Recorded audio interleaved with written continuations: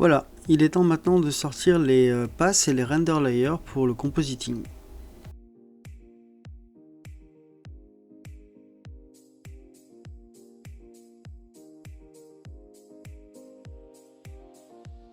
Je vais configurer le render settings.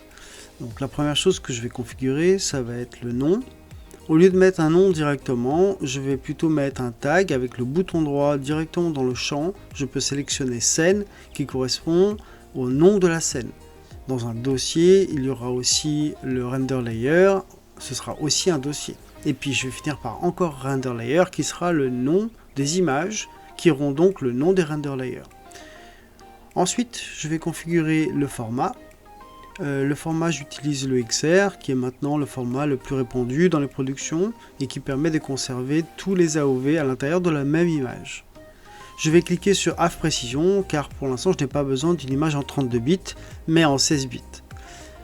Je vais bien rester sur Autocrop pour Nuke. Si vous faites du After, il faudra cliquer sur Tiled. Et je vais donc merger les AOV pour avoir tout dans le XR. Si je fais de l'animation, je vais passer donc en animation et je vais pouvoir comme ça régler ensuite les bornes de l'animation. Ici, moi je vais faire un single frame pour l'instant. Je vérifie que la caméra est bien configurée et la taille de l'image. Finalement, je me décide par faire une tournette de 50 frames.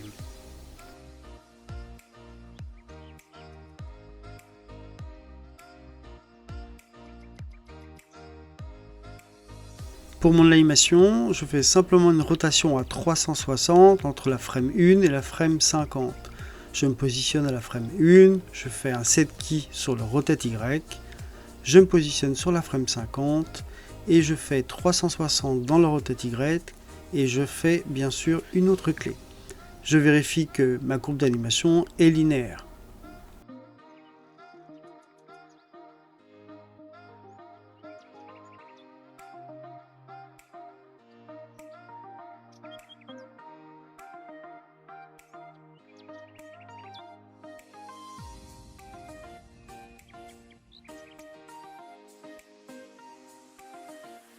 Alors je vais commencer par les AOV.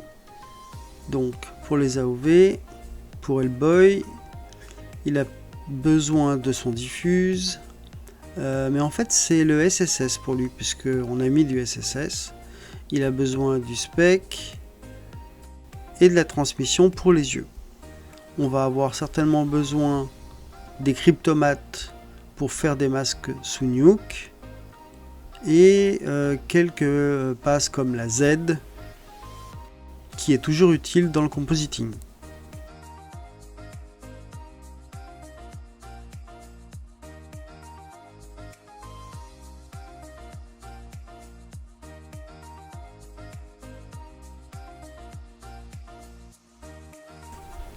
Alors regardons un peu les passes. Donc la Z, cette image blanche, mais elle n'est pas complètement blanche, les informations sont cachées puisqu'elle dépasse 1. Donc si je fais moins 10 dans l'exposition de l'image, on va voir qu'il y a des informations qui seront utiles au compositing.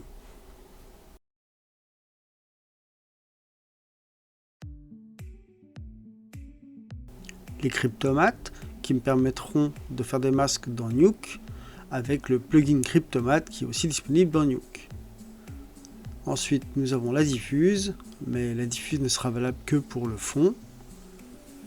Le spéculaire pour le personnage ainsi que pour les yeux. Le SSS pour la peau du personnage qui remplace la diffuse. Et la transmission pour la couleur des yeux. Je vais faire maintenant les render layers. Le premier render layer que je vais faire, ce sera pour la tête.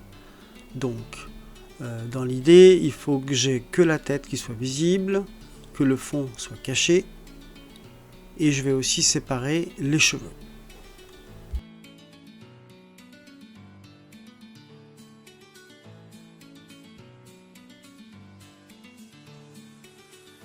Je crée une collection dans laquelle je vais mettre la tête.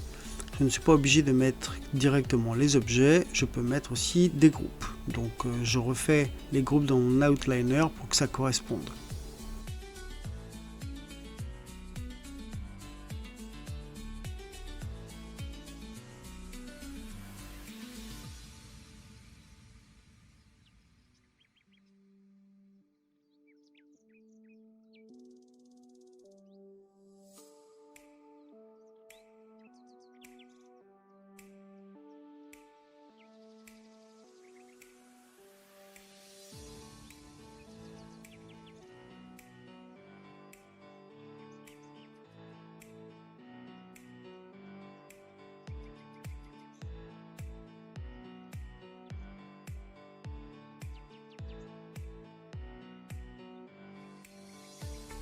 Je fais une nouvelle collection et je mets le background à l'intérieur.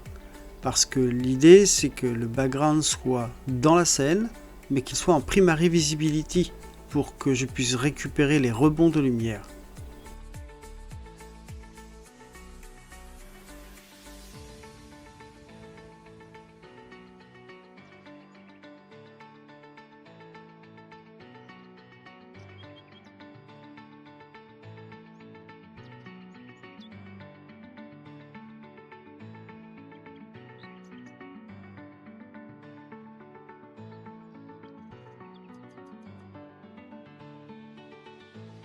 Alors je ne veux pas voir mon background dans cette image, donc je fais un primary visibility en faisant clic droit.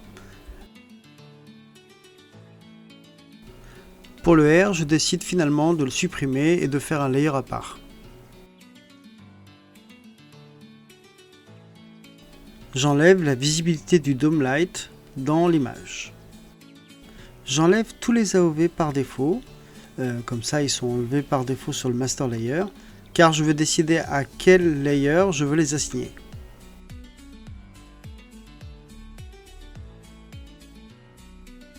Je fais les overrides des AOV que je veux voir sur ce layer.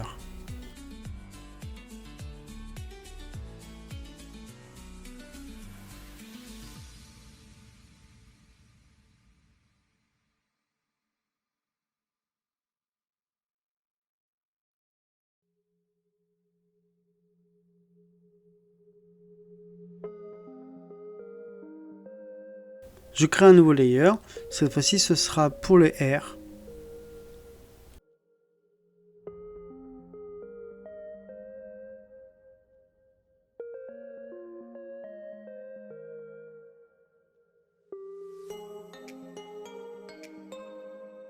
Je crée une collection avec la tête dedans. Et ensuite je créerai une collection avec les R. L'idée c'est d'avoir simplement les R et d'avoir la tête en dessous noire qui coupe le masque.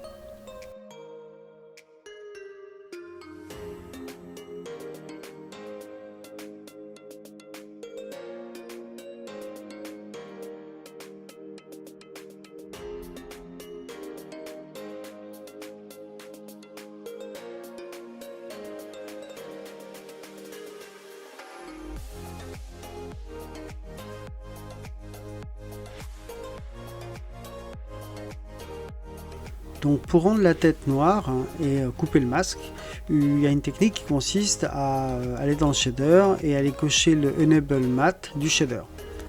Le seul problème c'est qu'il peut y avoir plusieurs shaders à faire en même temps, ce qui fait qu'il vous faudrait cocher ce Enable Matte pour chacun des shaders. Alors ce qu'il est possible de faire aussi, c'est de sélectionner tous les shaders de la tête, donc du coup la tête, les yeux, la cornée, tous les shaders et autres, de mettre ça dans un set en allant dans la création des sets, donc create, set. Ici j'enlève juste les géométries et je ne garde que les shaders.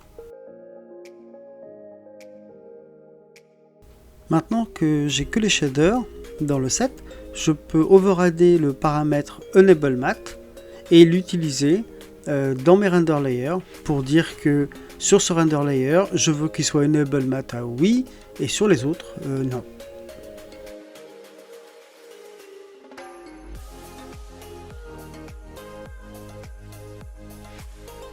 Et donc j'active l'Enable Matte pour le layer de la tête, comme ça il devient noir, il coupe dans le masque et on ne voit que les cheveux.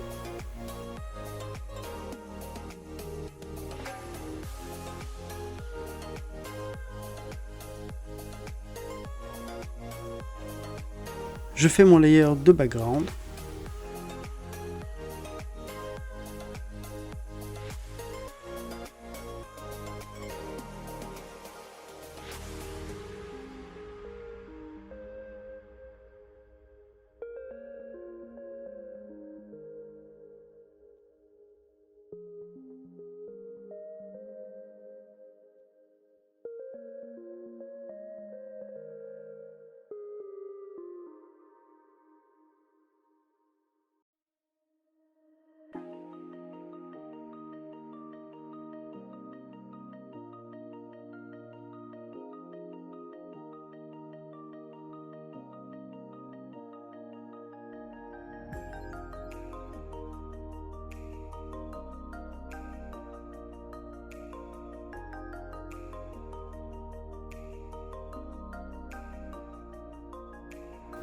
Pour les layers de background, je garde simplement le fond et je mets aucun autre objet. L'idée sera de faire un autre layer comprenant uniquement la shadow de la tête sur le sol.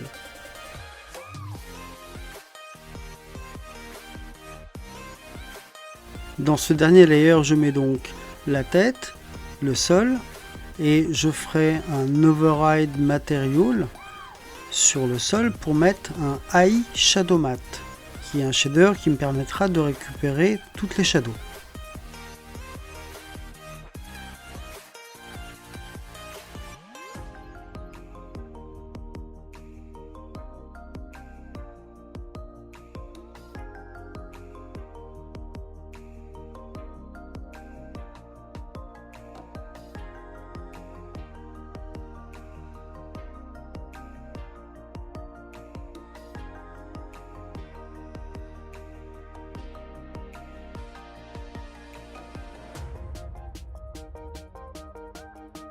Pour finaliser ce layer, je ne veux pas voir dans la couleur la tête, je veux juste que ce soit une image noire et avoir simplement l'ombre dans l'alpha. Donc du coup, je vais faire un surface shader noir que je vais assigner à la tête et aux cheveux.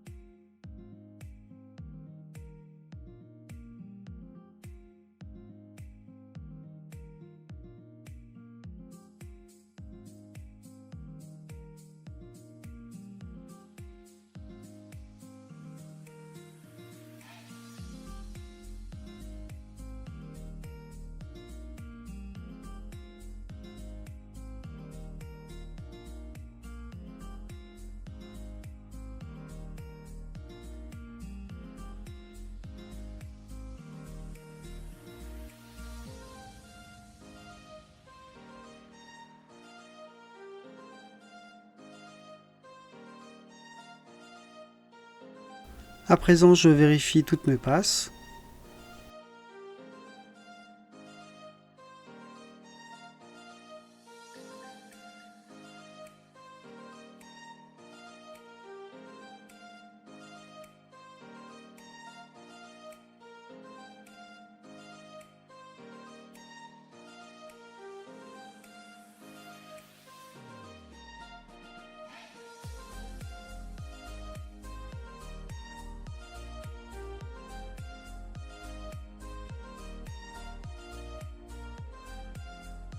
Je crée un dernier layer contenant la Z et je m'assure que la Z soit en 32 bits.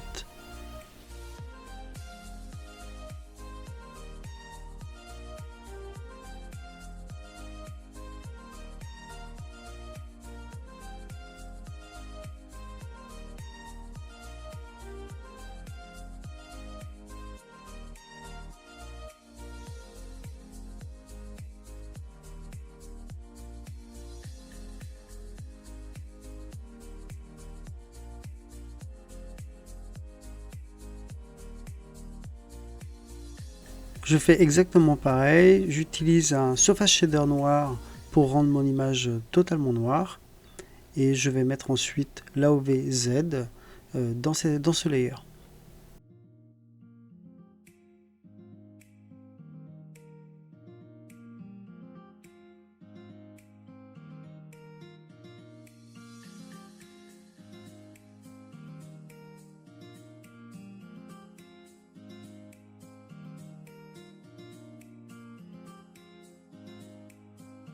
Je fais un override du half précision, comme ça je rends mon image en 32 bits.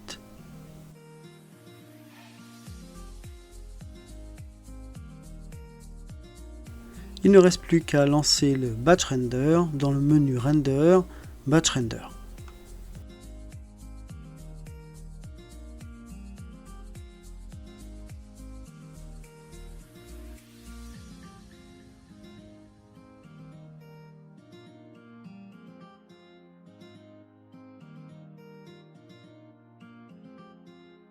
Pour ne pas avoir de watermark dans le rendu, il vous faudra absolument une licence valide de Arnold. Arnold est implémenté dans Maya pour faire des images fixes, mais si vous voulez l'utiliser en animation, il vous faudra absolument une licence valide.